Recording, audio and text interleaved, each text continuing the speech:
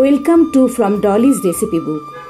আমি একটা নতুন রান্না নিয়ে আজকে আবার হাজির হয়ে গেছি আমার বন্ধুদের সামনে। এই রান্নাটার নাম হলো দই বেগুন। তার জন্য আমি যা যা নিয়েছি সেটাই দেখাবো। এই সাইজের একটা বেগুন আমি নিয়েছি, আমি ভালো করে পরিষ্কার করে ধুয়ে নিচ্ছি। বেগুনটাকে আমি এরকমভাবে কেটে নিয়েছি লম্বা লম্বা করে। আর এবার আমি এটাকে নুন মাখিয়ে 15 মিনিট মতো রেখে দেব। তো এবার আমি এটায় নুন দিচ্ছি, তবে হলুদ কিন্তু দেব না, কেননা হলুদ দিলে কিন্তু বেগুন তেল বেশি টানে। তো সেই জন্য আমি এটা নুন মাখিয়ে মিনিট 15 এটা আমি রেখে দেব। দই বেগুন কিন্তু একটা হালকা দইয়ের জন্য টক টক ভাব থাকে, তাই এই রান্নাটা ভীষণই ভালো লাগে খেতে। আমি এটার জন্য বাকি যে ইনগ্রেডিয়েন্টগুলো নিয়েছি সেটা লঙ্কা পেস্ট করে নিয়েছি 5টা লঙ্কা, নুন নিয়েছি, সর্ষের তেল নিয়েছি, হলুদ নিয়েছি, এখানে 5 টিস্পুন দই রয়েছে, আমি 4 টিস্পুন রান্নায় দেবো আর 1 টিস্পুন আমি গার্নিশিংয়ের জন্য রাখবো। আর এখানে 1.5 টিস্পুন সর্ষে বাটা রয়েছে, এটা মার্কেটের সর্ষে, আমি মার্কেটের সর্ষে ব্যবহার করি, খুবই ভালো হয়, জল দিয়ে ভিজিয়ে রেখেছি। আর এটা হচ্ছে পোস্ত আমি গুঁড়ো করা পোস্ত, সেটা 1 চামচ নিয়ে জলে ভিজিয়ে রেখেছি। আমি কিন্তু শুকনো পোস্তকে মিক্সিতে গুঁড়ো করে নেই। আর নিয়েছি ফোড়নের জন্যে কালো জিরে, আর আমি 4টে আস্ত কাঁচা লঙ্কাও দেব। আমি কড়াইটা বসিয়ে দিয়েছি গ্যাসে, আর গ্যাসে আগুনটাও দিয়ে দিলাম। এবার আমি এতে তেল দিয়ে দেব। তেলটা গরম হওয়া পর্যন্ত আমি অপেক্ষা করব, তারপরে আমি বেগুনগুলো দেব। তো আমি কিন্তু পোস্ত মিক্সিতে শুকনোটাই গুঁড়ো করে নিই, তারপরে আমি যখন রান্না করি তখন সেটা আমি জলে ভিজিয়ে রাখি। কম পরিমাণ পোস্ত আগে জলে ভিজিয়ে তারপরে পেস্ট করতে গেলে সেটা ভালো পেস্ট হয় না। শুকনো অবস্থায় যদি আমি গুঁড়ো করি তাহলে সেটা অনেক বেটার হয়, তাই আমি এটাই করি। বেগুনগুলো আমি তেলে ছেড়ে দিলাম। এবার বেগুনটা আমি খুব ভালো করে ভেজে নেব। নুন মাখানোই ছিল। এবার বেগুনটা ভেজে তারপরে আমি তুলে রাখবো।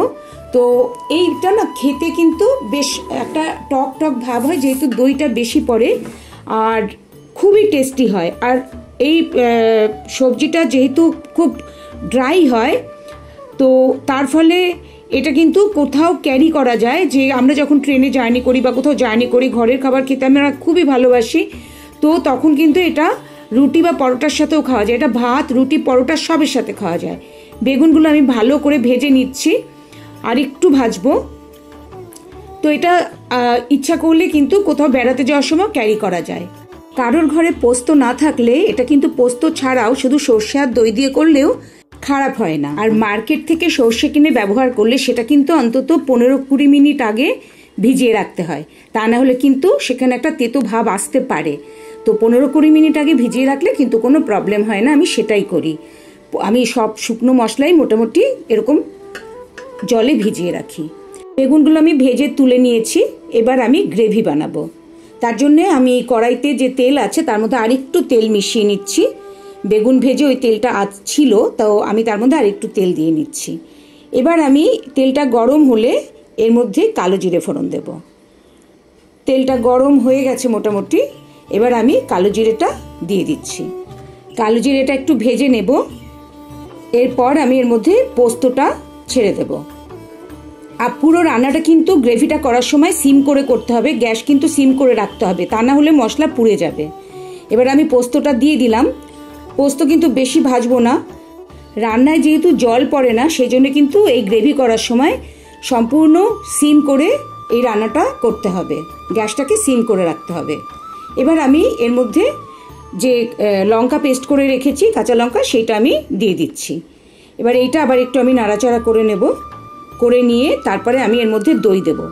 আমি যে দইটা দেব সেটা কিন্তু আমার ঘরে পাতা দই আর স্লিম দুধের দই, তো তার জন্যে একটু জলভাব আসবে, কিন্তু তার জন্য রান্নার কোনো টেস্টের হেরফের হবে না বা টেস্ট খারাপ হবে না। এই দইটা এবার আমি দিয়ে দিলাম। আমি 4 টিস্পুন আমি দিয়ে দিলাম, আর 1 টিস্পুন মতো রেখে দিলাম পরে গার্নিশিংয়ের জন্যে।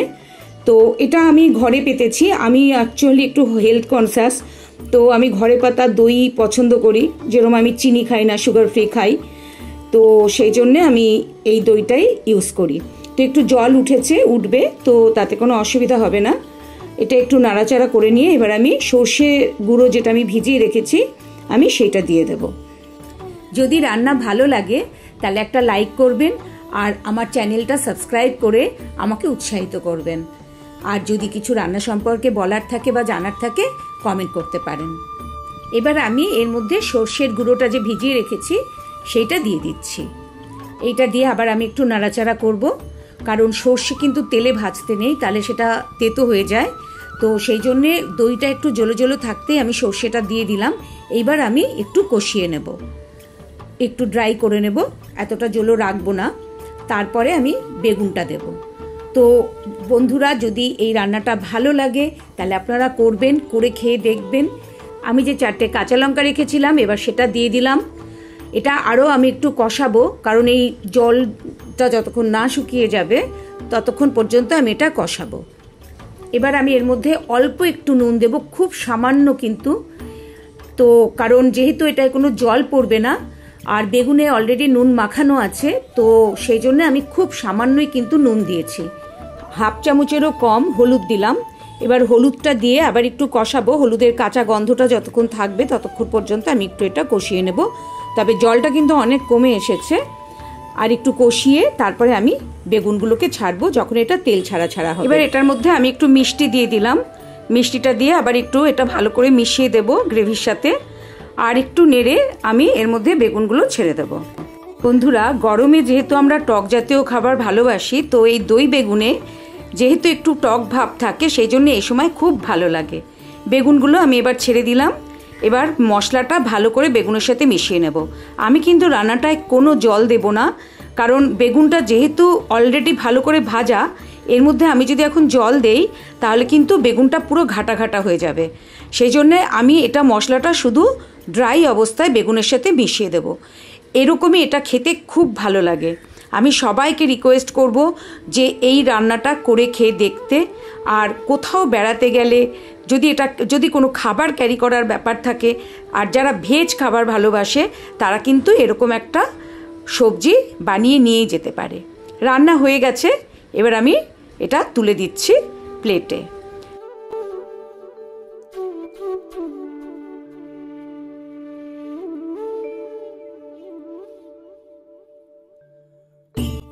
বন্ধুরা, আজকে এই রান্নাটা আমার কমপ্লিট। আমি আমার সব বন্ধুদের রিকোয়েস্ট করব রান্নাটা করে খেতে। ভালো লাগুক বা খারাপ লাগুক আমাকে কমেন্ট করে জানালে আমার খুব ভালো লাগবে।